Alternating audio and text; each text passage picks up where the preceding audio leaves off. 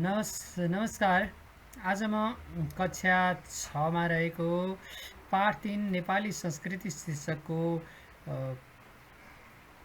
पाठका अभ्यासहरू लिएर आएको छु। केही अभ्यासहरू, ती अभ्यासहरूमा सरसर्ती भनिदिने छु भने केही प्रश्न उत्तर र महत्त्वपूर्ण प्रश्नहरूको मैले लेखेर तयार पारेको अभ्यासहरू पनि यहाँलाई देखाइने छ। यहाँ अब चाहिँ भने म अभ्यासहरू सरसर्ती भन्न गइरहेको छु र सुरुमा शब्द भण्डार अन्तर्गत तलका शब्द र अर्थले जोडा मिलाउनुहोस् भनेको छ र शब्द भण्डारमा रहेका विभिन्न अर्थहरूको शब्द र अर्थहरूको जोडा मिलाउनु पर्ने हुन्छ। यसको लागि अवश्य पनि यहाँहरूले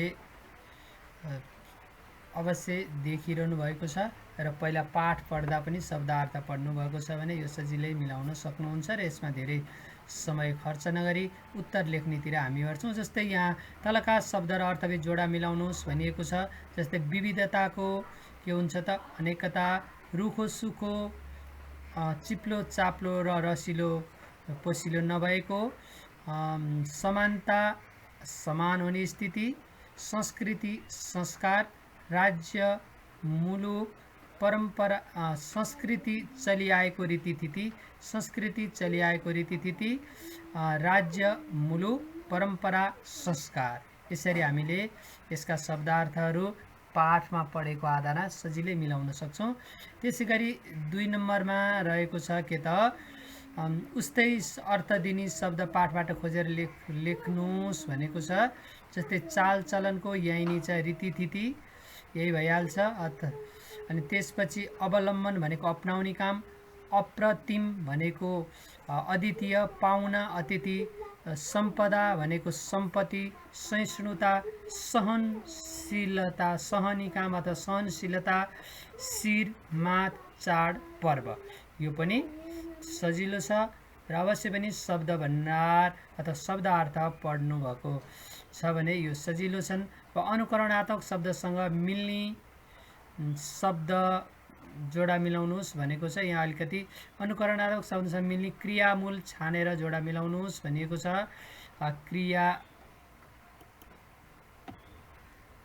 क्रियामूलसँग जोडा मिलाउनुहोस् भनेको हुनाले हामी यहाँ क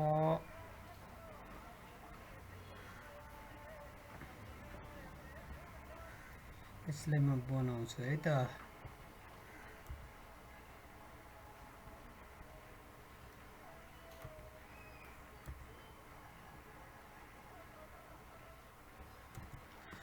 क्रियामूल छानेर जोडा मिलाउनुहोस्। क्रियामूल भन्नाले जुन पनि क्रियाको मुख्य रूप हो र अनुकरणात्मक शब्द भन्नाले के हो त कुनै पनि काम कसरी हुन्छ अथवा क्रिया कसरी हुन्छ अथवा देखिने दृश्य र विशेष गरी दृश्य र क्रियाको त्यो तरिका अथवा कस्तो हुन्छ भन्ने कुरा, कसरी भन्ने प्रश्नको उत्तरमा आउने जति पनि शब्दहरू छन् तिनीहरू अनुकरणात्मक शब्द अनुसार पर्छन् र हाम्रो नेपाली भाषामा यस्ता अनुकरणात्मक शब्दहरू धेरै रहेका छन्।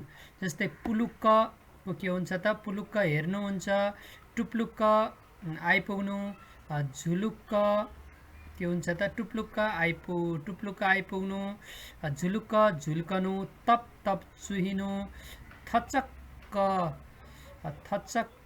कहाँ छ त थचक्क थचक्क बस्नु, भत भत्ती भत्ती पोल्नु, कहाँनिर छ त यहाँ छ भतभती पोल्नु, सुटुक्क आइपुग्नु, ड्याम्म पड्कनु, थ्याच्च बस्नु, गर्ल्याम्म ढल्नु, ट्याप्प टाँसिनु हो। यसरी चाहिँ के त हाम्रो भाषामा प्रयोग हुने अथवा कसरी भन्ने प्रश्नको उत्तरमा आउने जति पनि शब्दहरू छन् त्यसलाई अनुकरणात्मक शब्द भनिन्छ। अब 3 नम्बरसम्म गयो यो शब्द भण्डार अन्तर्गतको।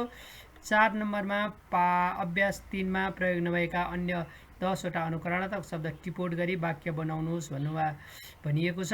अवश्य पनि यहाँ नभएका शब्दहरू तिमीहरूलाई धेरै आउँछन्। जस्तै धुरु धुरु रुनु, मुसुक्क हाँस्नु, खितखित हाँस्नु, अनि पट पट फुट्नु, फटाफट हिँड्नु, यस्ता यस्ता कपाकप खानु, यस्ता आदि इत्यादि धेरै शब्दहरू खोजेर त्यसलाई वाक्यमा पनि प्रयोग गर्नुपर्ने हुन्छ र यो हामीले सधैँ बोलीचालीमा पढ्दा प्रयोग भइरहेका हुनाले अवश्य पनि तिमीहरूले सक्छौ भन्ने मलाई लागेको छ।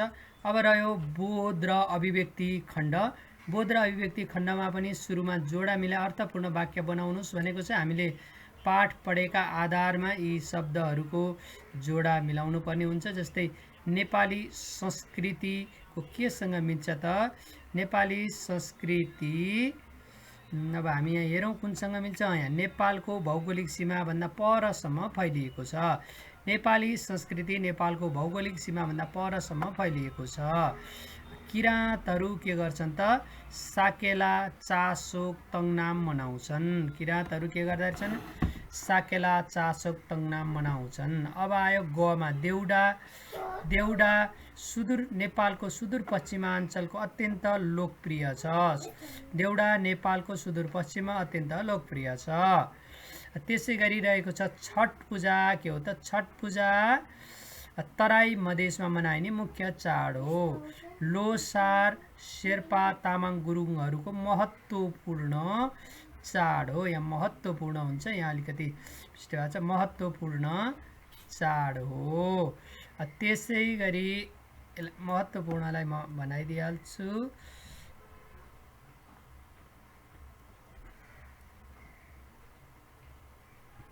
महत्त्वपूर्ण चाड हो। त्यसै गरी छठ, लोसार, दसैँ तिहार हिन्दूले मनाउने प्रसिद्ध चाड हो। अतिथिलाई के त? नेपाली संस्कृतिमा देवता मानिन्छ। यो कतिको भयो त? बोध तथा अभिव्यक्तिको 1 नम्बरको भयो भने 2 नम्बरमा पाठको दोस्रो अनुच्छेदका आधारमा उत्तर भन्नुहोस् भनेको छ। यो तपाईँहरूले पाठको दोस्रो अनुच्छेद पढेर अवश्य पनि भन्न सक्नुहोस्। किराँतहरू केमा रमाउँछन् भन्दा किराँतहरू का त्यहाँ विभिन्न पर्वहरूको उल्लेख भएको छ। त्यो चाहिँ तपाईँहरू आफै पढेर त्यसका उत्तरहरू दिन सक्नुहुन्छ र यो सजिलो छ। जस्तै यो पाठको दोस्रो अनुच्छेद भने पनि यहाँ प्रश्नहरूका आधारमा दोस्रो र तेस्रो अनुच्छेद रहेको छ र दोस्रो र तेस्रो अनुच्छेद पढेर यसको उत्तर दिने कोसिस गर्नुहोला। यो सजिलो छ, यो तपाईँले अवश्य पनि सजिलै सक्नुहुन्छ। भने अर्को रोदी र यो पनि त्यहीको 3 मा के छ? शिक्षकबाट सुनेर लेख्नुहोस् र आफूले लेखेका शब्दहरू आफै जाँच्नुहोस् भनेको यो श्रुति लेखनको अभ्यासको लागि दिएको हो र तपाईँहरूले अवश्य पनि श्रुति लेखन मार्फत यो जस्तै मिठो मसिनो, स्वर्ग, च्याब्रुङ, वेशभूषा, आस्था, महत्त्वपूर्ण, मठ मन्दिर, सहिष्णुता, दार्चुलेली, हाक्कुपटासी, मृत्यु, संस्कार, धर्म सम्प्रदाय, यिनीहरू चाहिँ के छ त? अवश्य पनि तपाईँहरूले लेख्न सक्नुहुन्छ र यो लेख्नुहोला भन्ने मैले छु र सुन्दै लेख्दै गर्नुहोस्। अथवा घरमा कोही छ भने आफ्नो अरूलाई पढाएर, आफ्नो दाइ भाइ दिदी आमा मम्मी बाबा को हुनुहुन्छ उहाँलाई पढाएर पनि उहाँले पढ्दै तपाईँले लेख्दै अनि पछि आफूले चाहिँ चेक जाँच गरेर कतिको सुनेर बुझ्ने भएछु भनेर तपाईँहरूले सक्नुहुन्छ। पाठका अभ्यासको 4 मा गएपछि पाठका आधारमा छोटो उत्तर लेख्नुहोस् भनेको छ। योभन्दा तलका उत्तरहरू चाहिँ हामीले अलिकति पाठमा भएका कुराहरूलाई मिलाएर लेख्नुपर्ने हुन्छ र त्यसको लागि मैले यिनीहरू चाहिँ म आफैले लेखिएका उत्तर अभ्यासहरू यहाँ छन्। यी नेपालका संस्कृति झल्काउने विभिन्न किसिमका तस्बिरहरू हुन्। यिनीहरू हाम्रा नेपालका व्यापारिक संस्कृति अथवा यहाँका जीवनशैली, घरसर बनाउने संस्कृति, यहाँको धार्मिक संस्कृति आदि हामीले पाठमा पढेका र त्यससँग सम्बन्ध पनि केही फोटोहरू यहाँ देखाएको हो। अब चाहिँ भने म तपाईँलाई आजको मुख्य अभ्यासहरूतिरै केन्द्रित गर्छु र त्यो 4, 5 र 6 को चाहिँ मैले यहाँ तपाईँहरूलाई लेखिदिएको छु, जुन हामीलाई अलिकति पाठबाट मिलाएर लेख्नलाई असजिलो जस्तो लाग्छ। र यस्ता अभ्यासहरू बिस्तारै हामीले अभ्यास गर्दै जाँदा लेख्ने बानी पर्छ। जस्तै अभ्यासको बोध तथा अभिव्यक्तिको अभ्यास अन्तर्गत 4 नम्बरमा पाठका आधारमा छोटो उत्तर लेख्नुहोस् भनिएको छ। र छोटो उत्तर भन्नाले हामीले 2 लाइन 3 लाइन 4 लाइन कति प्रश्नले माग्छ त्यो अनुसार लेख्दाखेरि हुन्छ। अहिले कक्षा 6 को लागि र म सरसर्ती पढेर बिस्तारै पढ्छु र तपाईँले यो अक्षर या देख्नु भएको छ भने पनि अवश्य बुझ्नुहुनेछ र यदि देख्नु भएको अथवा यसमा ब्लोयर आयो भने पनि सुनेर पनि तपाईँले बुझ्नुस् र त्यसपछि त्यस्तै गरी आफूले लेख्ने कोसिस गर्नुहोला। अभ्यासको 4 नम्बर बोध तथा अभिव्यक्तिको र छोटो उत्तर लेख्नुहोस्। संस्कृति भनेको के हो? उत्तर: समाजमा बस्ने मानिसहरूको परम्परादेखि विकसित हुँदै आएका चालचलन, रीतिथिति, कला, साहित्य, भाषा, धर्म, दर्शन, मूल्य मान्यता, भेष, खानपान, बसोबास आदि जीवन पद्धतिको समष्टि रूपलाई संस्कृति भनिन्छ। यहाँ प्रयोग भएका यी रीतिथिति, कला, साहित्य, भाषा, धर्म, दर्शन, मूल्य मान्यता, भेष, खानपान, यी बसोबास, यी सबै शब्दका अर्थहरू तपाईँहरूले पाठ पढ्ने क्रममा बुझिसक्नुभयो होला र पाठका शब्द अर्थमा पनि भेटिन्छन्। अब रह्यो खको। खमा छ नेपाली संस्कृतिको विशेषता के हो? अब यहाँ हामीले यसका नेपाली संस्कृति विशेषता धेरै छन्। हामीलाई छोटो उत्तर भनेको हुनाले हामीले मुख्य विशेषतालाई मात्रै यहाँ लेख्छौँ। उत्तर: नेपाल बहुसांस्कृतिक देश हो। बहुसांस्कृतिक भनेको के त? धेरै खालका संस्कृति भएको नेपाल बहुसांस्कृतिक देश हो। यहाँ भूगोल, जाति र सम्प्रदायका आधारमा विविध संस्कृतिहरू निर्माण भएका छन्। नेपालको सीमाभन्दा पनि परसम्म फैलिएको नेपाली संस्कृतिमा विविधताका माझमा पनि एकत्व रहेको छ। यो नै नेपाली संस्कृतिको प्रमुख विशेषता हो। के रहेछ त प्रमुख विशेषता? विविधता बीचको पनि एकत्व चाहिँ, विविधताका माझमा पनि एकत्व रहनु चाहिँ के रहेछ त? नेपाली संस्कृतिको विशेषता रहेछ। यो भन्नुको अर्थ विविधता भए तापनि नेपाली संस्कृति एकता अथवा सबै नेपालीहरू मिलेर मनाउने खालका अथवा मिल्ने खालका, सबैको एक आपसमा सम्मान गर्ने र एकताको भावना छ भन्न खोजिएको हो। अब अर्को हेरौँ। अर्कोमा रहेको छ उत्तरमा नेपालमा धार्मिक विविधताभित्र कस्तो एकता छ? यहाँ पनि तिनै सांस्कृतिक एकता जस्तै धार्मिक विविधताभित्र पनि एकता रहेको कुरा हामीले प्रश्न पार्नुपर्ने हुन्छ। जस्तै नेपालमा धेरै धर्महरू मनाइन्छन्, त्यसैले नेपाल बहुधार्मिक देश हो। नेपालका प्रमुख धर्महरू हिन्दू, बौद्ध, इस्लाम, इसाई आदि रहेका छन्। एउटा धर्मका समुदायहरूले अर्को धर्म मान्ने समुदायका आस्थाहरूप्रति सम्मान गर्छन्। नेपालीहरू बीचमा उदाहरणीय धार्मिक सहिष्णुता रहेको छ। यहाँ हिन्दू धर्मका अनुयायीहरू बौद्ध धर्मका चैत्य, गुम्बा आदिको दर्शन गर्छन्। ईद र क्रिसमसमा शुभकामना आदान प्रदान गर्दै आपसमा मिलेर मनाउँछन्। अन्य धर्मावलम्बीहरू पनि दसैँ तिहार लगायतका पर्वहरू उल्लासका साथ मनाउँछन्। त्यसैले नेपालमा धार्मिक विविधताभित्र अद्वितीय सद्भाव र एकता देखिन्छ। के हो त? यहाँ छोटो उदाहरण मात्रै दिएको छ। भन्नुको मतलब धर्म विविधता भए तापनि नेपालीले, अब हिन्दूले मुस्लिम, मुस्लिमले हिन्दू, बुद्धले हिन्दू, बुद्धले मुस्लिम, क्रिस्चियनले हिन्दू, यस्ता फरक फरक धर्म मान्नेहरूप्रति सद्भाव र एकता र एकअर्कामा सहिष्णुताको भावना चाहिँ नेपाली संस्कृतिभित्र हुनु नै के हो त? नेपाली संस्कृतिभित्र रहेको एकता हो। घमा रहेको छ नेपाली संस्कृति कहाँसम्म फैलिएको छ? यसको उत्तर यस्तो रहेको छ। उत्तर: नेपाली संस्कृतिको सीमा नेपालभित्र मात्र नभएर विश्वका अनेक कुनासम्म फैलिएको छ। विशेष गरी छिमेकी मुलुक भारतका दार्जिलिङ, सिक्किम, कालिम्पोङ, आसाम लगायतका नेपाल बाहिरका नेपाली संस्कृतिका भण्डार नै मानिन्छन्। त्यसै गरी नेपालीहरू आफ्नो आजीविका भनेको जीवनशैलीको अथवा काम गर्ने सिलसिलामा, आजीविकाका सिलसिलामा विश्वका जुन जुन ठाउँमा पुगेका छन्, आफूसँगै नेपाली संस्कृतिलाई पुर्याउने काम गरिरहेका छन्। यस क्रममा विश्वका अन्य देशहरू America, Australia, Japan, Korea, Myanmar, Bhutan आदि ठाउँहरू पनि नेपाली संस्कृति आदि ठाउँहरूमा पनि भन्नु है, ठाउँहरूमा पनि नेपाली संस्कृति फैलिएको छ। आदि ठाउँहरूमा पनि नेपाली संस्कृति फैलिएको छ।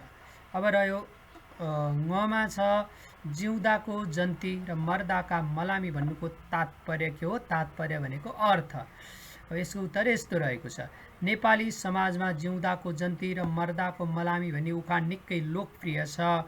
यसको तात्पर्य नेपाली समाजभित्र रहेका जन्मेदेखि मृत्युसम्मका हरेक संस्कारहरूमा एकले अर्कोलाई साथ र सहयोग गर्छन्, सुखमा होस् वा दुःखमा बराबरी आपसी साथ सहयोग र मेलमिलाप रहेको छ भन्ने नै हो।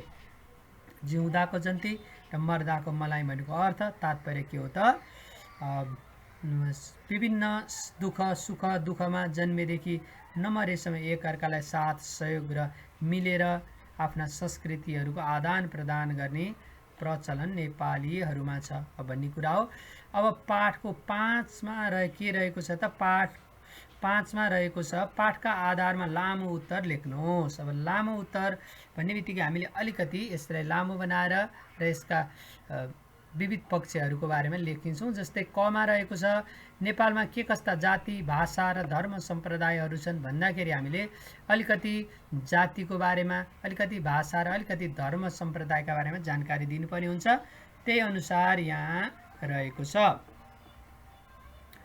उत्तर, नेपालमा जाति भाषा र धर्म सम्प्रदायहरू विविधतामय छन्। यहाँ सयौं जात जातिका मान्छेहरू बसोबास गर्छन्। ब्राह्मण, क्षेत्री, नेवार, तामाङ, गुरुङ, शेर्पा, मगर, राई, लिम्बू लगायतका अन्य धेरै जात जातिको नेपाल साझा थलो हो। यी सबै जातिहरू आपसमा मिलेर बसेका छन्। दोस्रो अनुच्छेदमा, त्यसै गरी नेपालमा रहेका जात जातिहरूले बोल्ने मातृभाषा पनि फरक फरक रहेका छन्। ब्राह्मण र क्षेत्रीहरू मुख्य भाषा ब्राह्मण र क्षेत्रीहरूको मुख्य भाषा नेपाली हो, तर पश्चिमतिर भने डोटेली, दार्चुलेली, अछामी भाषा पनि बोलिन्छन्। राईहरू बान्तवा, चामलिङ, लोहोरुङ लगायतका भाषा बोल्छन्। लिम्बूहरू लिम्बू भाषा बोल्छन्। किरा नेवारहरूले बोल्ने भाषालाई नेपाल भाषा भनिन्छ। नेवारहरूले बोल्ने भाषालाई नेपाल भाषा भनिन्छ। तामाङहरूको आफ्नै तामाङ भाषा छ। गुरुङहरू गुरुङ भाषा बोल्छन् भने मगरहरूको मगर र खाम भाषा छ। त्यसै गरी तराई क्षेत्रमा मैथिली, भोजपुरी, अवधी, राजवंशी, उर्दू लगायतका भाषा बोलिन्छन्। यसबाहेक नेपालमा अन्य धेरै भाषाभाषीहरू पनि रहेका छन्। त्यस्तै गरी नेपाल बहुधार्मिक देश हो। देश भएकाले यहाँ धेरै किसिमका धर्म मान्ने समुदायहरूको बसोबास रहेको छ। हिन्दू, बौद्ध, इस्लाम, क्रिश्चियन प्रमुख धर्म हुन् भने सिख, जैन, किराँत लगायतका धर्महरू पनि नेपालमा रहेका छन्। फरक फरक धर्ममा आस्था रहे तापनि नेपाली बीचको धार्मिक एकता र मेलमिलाप र सहिष्णुता अद्वितीय छ। यसबाट के भयो त? नेपालका धार्मिक, भाषिक र जातीय सम्प्रदायहरूको छोटो जानकारी सहित हाम्रो लामो उत्तर पनि पुरा भएको छ।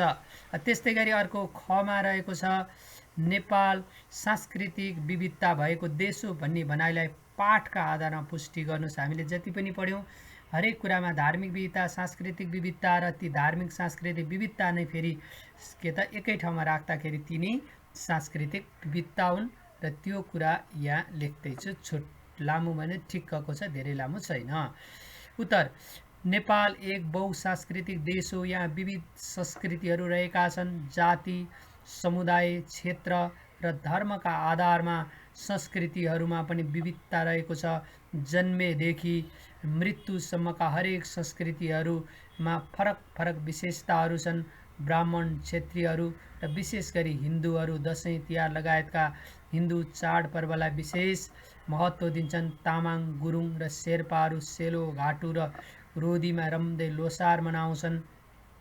मगरहरू भूमि पूजालाई मुख्य पर्व मान्छन्। नेवारहरू हाक्कु पटासी र दौरा लगाएर इन्द्र जात्रा, बिस्केट जात्रा, महपूजा आदिमा रमाउँछन्।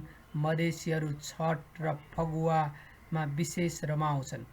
यसरी यसरी जाति क्षेत्र समुदाय अनुसार विविध भाषा भेष धर्म रीतिरिवाजमा विविधता रहेकाले नेपाली नेपाल सांस्कृतिक विविधता भएको देश हो भन्ने कुरा पुष्टि हुन्छ।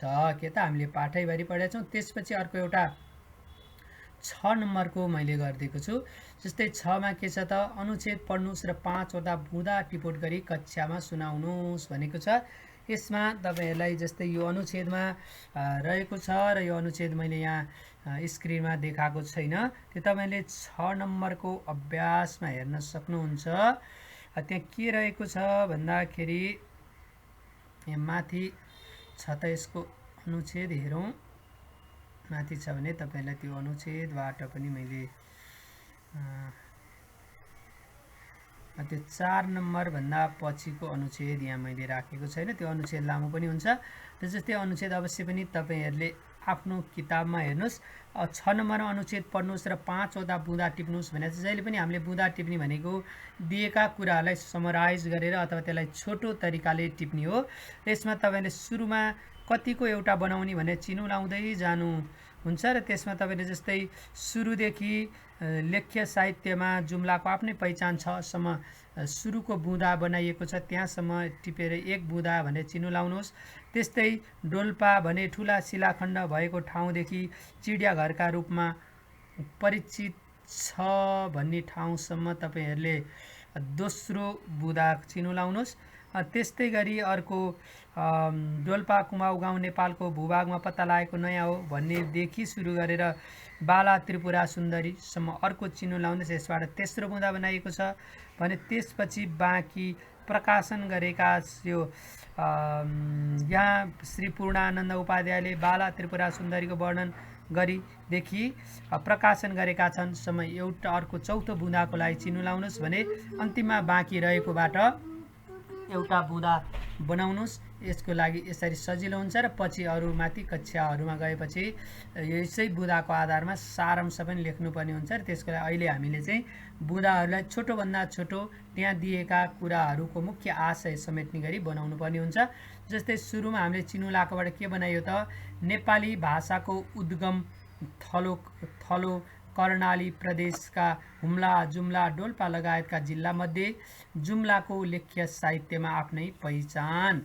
यो चाहिँ बुँदा बनाउँदाखेरि के त हामीले यो वाक्य पूरा नगर्दा नि हुन्छ, गर्नु जरुरी छैन र यहाँ अझ यो पूर्ण विराम पनि राखिँदैन, यहाँ अर्को अल्प विराम राखिन्छ। अहिले चाहिँ मैले पूर्ण विराम नै यहाँ राखिरहेको छु अहिले, तर हामीले नियमबद्ध रूपमा बुँदा टिप्दा चाहिँ यहाँ अर्ध विराम चिन्ह राखिन्छ।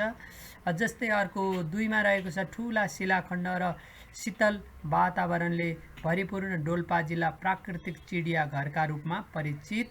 अब यहाँ 6 राख्नु जरुरी छैन किनकि बुँदा हामीले समापिका क्रिया नराखिकन बनाउँछौं। डोल्पाको कुमाउ गाउँ नेपालको नयाँ मानव बस्तीमा बाला त्रिपुरा सुन्दरी मन्दिर रहेको। अर्को अन्तिममा जो अलिकति लामो छ त्यही भएर यसको बुँदा पनि लामो छ। पूर्णानन्द उपाध्यायले 1914 मा बाला त्रिपुरा सुन्दरीको वर्णन गरी लेखेको त्रिपुरा सहस्र नाम पाण्डुलिपि रवि प्रसाद नेउपानेले 2037 सालमा प्रकाशन। यो अर्को चौथो बुँदा हो। अनि अन्तिम बुँदा, यहाँ बौद्ध धर्मावलम्बीको बाक्लो बसोबास भनेर हामीले जुन कुन ठाउँमा त जहाँ हामीले चाहिँ यो कर्णालीको एउटा उद्गम थलो कर्णाली प्रदेशको बारेमा छलफल गर्यौं भने तपाईले 7 नम्बरमा यसकै 7 नम्बरमा एउटा प्रश्न के रहेको छ भनेदेखि तपाईको समुदाय वा परिवारमा मान्दै आएका कुनै एक चाल चलनका बारेमा लेख्नुस् भनेको छ। यसमा चाहिँ अब हामीले जति पनि पढ्यौं त्यो मध्ये हाम्रो परिवार अथवा हाम्रो समुदाय हाम्रो टोल छिमेकमा चाहिँ एउटा अलि उल्लेखनीय कस्तो खालको चाल चलन छ। जस्तै तपाईले एउटा कुनै पर्वको विशेषमा लिएर लेख्न सक्नुहुन्छ। पर्व मानौ दशैं, एकमै दशैंमा तपाईको टोल छिमेकमा अथवा तपाईकै घरमा घटस्थापनाको दिनदेखि पूर्णिमाका दिनसम्म गर्ने क्रियाकलापहरूलाई संक्षिप्तमा लेख्न सक्नुहुन्छ। जस्तै तिहारका 5 दिनहरूका बारेमा नि लेख्न सक्नुहुन्छ। अनि त्यसैगरी अब विभिन्न चाडपर्वहरू हुन्छन्, जस्तै यमरी पूर्णेका बारेमा लेख्न सक्नुहुन्छ, लोसारका बारेमा लेख्न सक्नुहुन्छ, त्यसै उधौली उभौली साकेलाका बारेमा लेख्न सक्नुहुन्छ। त्यस्ता अनेक कुराहरूलाई मिलाएर चाहिँ यो 7 नम्बरको एउटा चाल चलनको बारेमा तपाईले एक पेज एक अनुच्छेद लेखेर अभ्यास गर्न सक्नुहुन्छ। र यति गर्नुभयो भने अवश्य पनि यति भइसकेपछि यो पाठका मुख्य मुख्य अभ्यासहरू तपाईँहरूले सहजै गर्न सक्नुहुन्छ भन्ने मैले आशा लिएको छु। र आजको लागि भने म यति नै गर्छु। र बाँकी अरू यसका अभ्यासहरू भनेको व्याकरणसँग सम्बन्धित र विभिन्न किसिमका छन्। यो चाहिँ तपाईँहरूले अवश्य पनि आफै पनि गर्न सक्नुहुन्छ भन्दै आजको अभ्यासबाट म बिदा हुन्छु। हस्त यस च्यानललाई सब्सक्राइब चाहिँ गर्न नबिर्सनुहोला। र आगामी दिनमा पनि अन्य भिडियोहरू प्रस्तुत गर्नेछु।